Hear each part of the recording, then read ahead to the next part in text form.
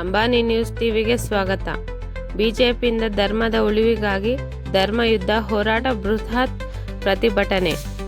ಹಿಂದೂಗಳೇ ಎಚ್ಚೆತ್ತುಕೊಳ್ಳಿ. ಶ್ರೀ ಕ್ಷೇತ್ರ ಧರ್ಮಸ್ಥಳದ ವಿಚಾರವಾಗಿ ರಾಜ್ಯ ಸರ್ಕಾರದ ಧೋರಣೆಯನ್ನು ಖಂಡಿಸಿ ಧರ್ಮದ ಉಳಿವಿಗಾಗಿ ಧರ್ಮಯುದ್ಧ ಹೋರಾಟ ಎಂಬ ಘೋಷವಾಕ್ಯದೊಂದಿಗೆ ಚಿಂತಾಮಣಿಯಲ್ಲಿ ಬಿಜೆಪಿ ವತಿಯಿಂದ ಬೃಹತ್ ಪ್ರತಿಭಟನಾ ರ್ಯಾಲಿಯನ್ನು ಬಿಜೆಪಿ ಮುಖಂಡ ವೇಣುಗೋಪಾಲ್ ರವರ ನೇತೃತ್ವದಲ್ಲಿ ಹಮ್ಮಿಕೊಳ್ಳಲಾಗಿದೆ. ಚಿಂತಾಮಣಿ ನಗರದ ಆಜಾದ್ ಚೌಕದಿಂದ ಮೆರವಣಿಗೆಗೆ ಆರಂಭಗೊಂಡು ನಗರದ ಪ್ರಮುಖ ಬೀದಿಗಳಾದ ಚಿಂತಾಮಣಿ ನಗರದ ಪ್ರಜಾಸೌಧ ಮುತ್ತಿಗೆ ಹಾಕಿ ಪ್ರತಿಭಟನೆ ನಡೆಸಿದ್ದರು.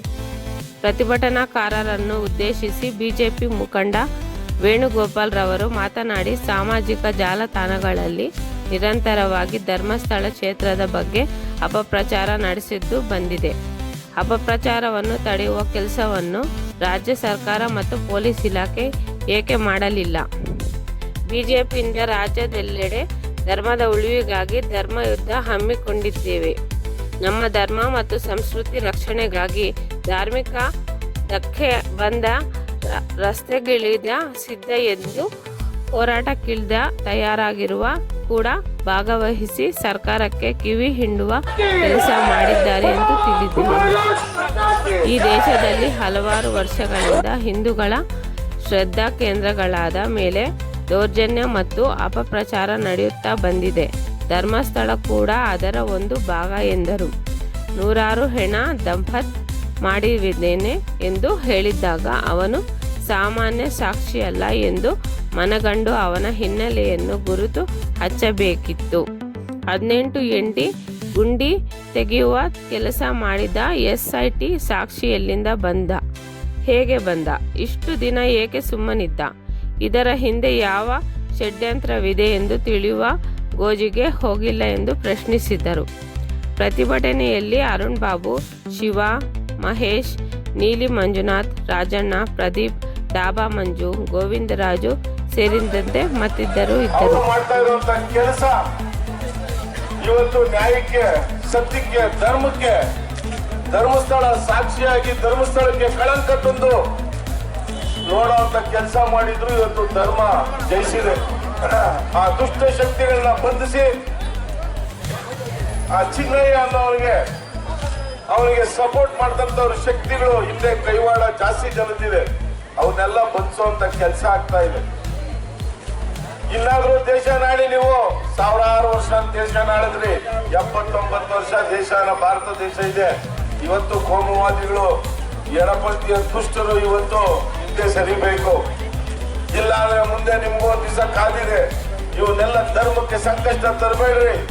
ಸನಾತನ ಧರ್ಮ ಇವತ್ತು ನಾವು ಬದುಕ್ತಾ ಇರೋದು, ಬಾಳ್ತಾ ಇರೋದು. ಇವತ್ತು ಸನಾತನ ಧರ್ಮನ ಇವತ್ತು ಎತ್ತಿ ಹಿಡಿಯೋದಕ್ಕೋಸ್ಕರ ಎಷ್ಟೋ 149 ಅಂಗ ಸಂಸ್ಥೆಗಳು, ವಿಶ್ವ ಹಿಂದೂ ಪರಿಷತ್ತು, ಬಜರಂಗ ದಳ, ಇತರ ನೂರಾರು ಹಿಂದೂ ಸಂಘಟನೆಗಳು ಇವತ್ತು ಮಾಡ್ತಾ ಇರುವಂತ ಕೆಲಸ. ಇವತ್ತು ಬಿಜೆಪಿಯಿಂದ ಧರ್ಮವನ್ನು ಎತ್ತಿ ಹಿಡಿಯಬೇಕು, ಸನಾತನ ಧರ್ಮ ನಾವು ಇದರ ಅಡಿ ಬದುಕಬೇಕು ಅನ್ನೋದು ಎಲ್ಲರ ಅಭಿಪ್ರಾಯ. ಇದನ್ನ ಮರಿಬೇಡ್ರಿ. ಈ ದುಷ್ಟ ಶಕ್ತಿಗಳು ಇನ್ನ ಎಲ್ಲ ನಮ್ಮ ಹಿಂದೂ ದೇವಸ್ಥಾನಗಳನ್ನ ನಾಶ ಮಾಡುವಂಥದ್ದು, ಹಿಂದೂ ದೇವಸ್ಥಾನ ಹೋಗ್ತಿದ್ದನ್ನು ಮಾಡುವಂಥದ್ದು, ಇವೆಲ್ಲ ಮಾಡೋದಕ್ಕೋಸ್ಕರ ಒಬ್ಬ ಸಮೀರ್ ಅಂತ ನೀರು ಸಾಧಕನ್ನ ಯೂಟ್ಯೂಬರು ಅವನು ಕರೆಸಿ ವಿಚಾರಣೆ. ನಾನು ಆ ದಿನನೇ ಹೇಳಿದೆ, ಇಂಥ ಚಿನ್ನಯ್ಯ ಅನ್ನೋ ಅವನ ಹೆಸರೇ ಗೊತ್ತಿರಲಿಲ್ಲ. ಆ ಮುಸುಕುದಾರಿ ಮನುಷ್ಯನು ನೋಡ್ತಾ ಇದ್ರೆ ಇವನು ಸೇಲ್ ಆಗಿರೋ ಮನುಷ್ಯನು.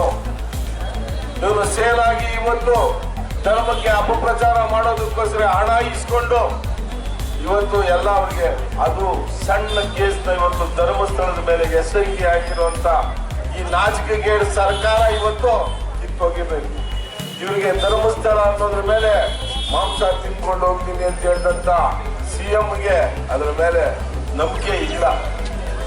ಆದ್ರಿಂದ ಅವರು ಇಂಥ ನೀಚ ಕೆಲಸ ಮಾಡಿ ಇವತ್ತು SIT ವರದಿಯಲ್ಲಿ ಎಲ್ಲಾ ಟಿವಿಗಳಲ್ಲೂ ಬಿತ್ತರಿಸಿ ತೋರಿಸಿದ್ರು ಏನೋ ಸಿಗುತ್ತೆ ಅಂತ. ಇವತ್ತು ಧರ್ಮಸ್ಥಳದಲ್ಲಿ ಎಷ್ಟೋ ಜನ ನಾವು ಮಾಡಿರೋ ಪಾಪಗಳು, ತಪ್ಪು ಮಾಡಿರೋರು ತಪ್ಪುಗಳನ್ನ ಒಪ್ಕೊಂಡು ಸಾಯೋದಕ್ಕೆ ಹೋಗಿ ಸತ್ತಿದ್ದಾರೆ. ನೇತ್ರಾವತಿಯಲ್ಲಿ ಬಿದ್ದು ನಮ್ಮ ಚಿಂತಾಮಣಿಯಲ್ಲಿರುವಂತಹ ದಂಪತಿಗಳು ಇಬ್ಬರು ನೇತ್ರಾವತಿಯಲ್ಲಿ ಬಿದ್ದು ಸತ್ತು. ಇಂಥದ್ರಲ್ಲಿ ಅಲ್ಲಿ ಮಶಾಣಗಳಿಲ್ಲ, ನಮ್ಮ ಬಯಲು